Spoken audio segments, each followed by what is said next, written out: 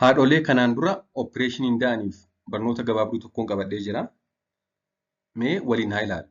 Kanaan dura opereeshinii yookaan baqaqsanii yaaluu kan Caesarean section jedhamuun haadholiin da'an kan beekuu qaban gurguddoon qabxiilee 81 isinitti hima. Akkuma beekamu egaa haadholiin yookaan harmooliin sababa adda addaa akka opereeshiniin da'an ni beekamu.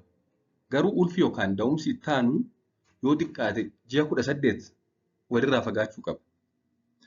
Erga isa ammaa opereeshiniin da'anii booda ulfaa'uuf yoo xiqqaate ji'a 18 walirraa fageessuun barbaachisaadha. Kunis madaan gadameessaa inni duraan sun yookaan inni baqaqsanii yaaluudhaan da'an sun jabaatee haalaan yoo fayye wayita ulfaa yookaan da'umsa itti aanutti gadameessi akka hin tarsaaneef fayyada.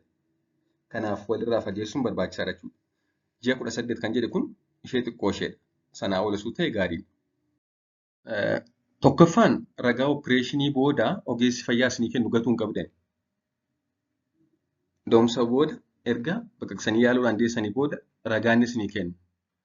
Jechuunis haala akkamiidhaan akka deessanii akkasumas immoo opereeshinii akkamii akka hojjetan ragaa isaaniif kennamu sana gatuu hin qaban.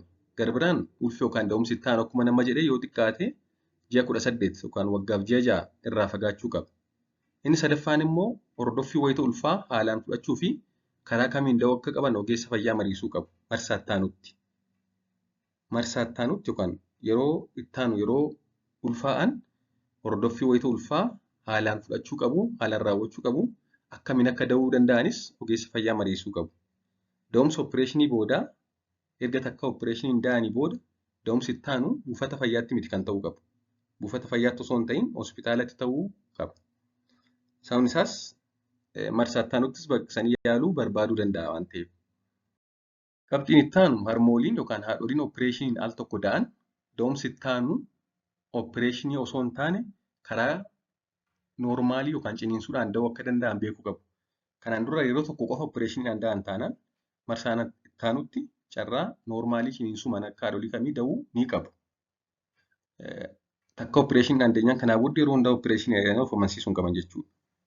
Haa ta'u malee lamaaf isaa ol taanaan dirqama opereeshinii jechuudha marsaa itti aanu. Tokko qofa taanaan garuu carraa ciniinsuun da'uu qabu. Wayita da'umsa jala ga'an marsaa itti aanutti wayita da'umsa jala ga'an yeroo ciniinsuun dhiyaataa deemu hospitaalatti dhiyaatanii jiraachuu qabu. Yoo ciniinsuun dhufe dafanii bira ga'uu qabu jechuudha mana yaalaa. Akkasumas erga takkaa opereeshiniin da'anii booda marsaa itti aanutti ulfaa'anii yeroo ciniinsifatan kan beekuu qaban yoo barbaadan yoo ogeessa eeyyameef ciniinsuudhaan da'uu danda'u yookaan immoo lakki anoo ciniinsuun barbaadu jedhan opereeshiniin da'uun mirga isaaniiti.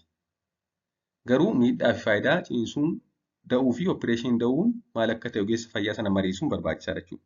Kanaaf qabxiilee gurguddoo nuti kaasne tokko marsaa tokko opereeshiniin deenyaan yoo xiqqaate ulfaa'uuf ji'a 18 tursiisuu qabu yookaan waggaaf ji'a 6 turuu qabu ulfa lammaffaaf. Garbiroon takkaa qofa opereeshiniin deenyaan carraan marsaa itti aanutti ciniinsuun da'uu jira. Haa ta'u malee kun mirga isaaniiti. Lakkeen barbaadu jedhan opereeshiniin da'uu danda'u. Akkasumas bakki isaan itti da'uu qaban marsaa itti aanutti hospitaala bakka opereeshiniin itti hojjetamuu danda'utti malee buufata fayyaa miti.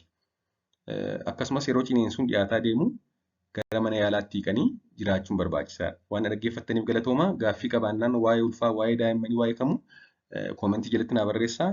Waliif qoodaa laayik gochuun dagatinaa turtii gaarii.